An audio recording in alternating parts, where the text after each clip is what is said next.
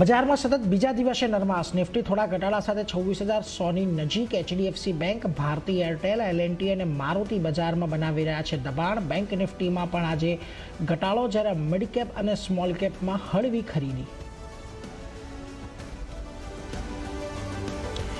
તો પરિણામો પહેલા આઈટી શેરમાં સારી ખરીદી. ઇન્ડેક્સ લગભગ 1% વધ્યો. ટાટા ટેકનોલોજી, ટાટા એલેક્સી, કેપીઆઈટી ટેકમાં 3 થી 4%ના વધારા સાથે ફ્યુચર્સમાં બન્યા ટોપના ગેનર્સ. કન્ઝ્યુમર ડ્યુરેબલ અને કેપિટલ માર્કેટ શેરોમાં પણ પોઝિટિવ કામકાજ, જ્યારે ઓટો અને રિયલ્ટી શેરમાં આજે દબાણ.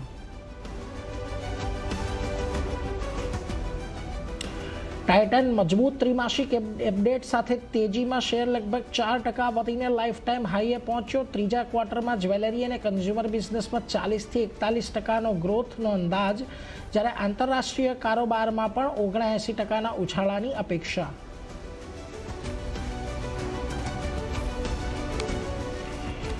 મજબૂત બિઝનેસ અપડેટને કારણે સેન્કો 11% જેટલો વધ્યો. Q3 દરમિયાન માંગમાં વધારાને કારણે ગોદરેજ કન્ઝ્યુમરમાં પણ ખરીદી, પરંતુ નબળા અપડેટ્સને કારણે જ્યુબિલન્ટ ફૂડ્સમાં આજે આવી વેચવાલી.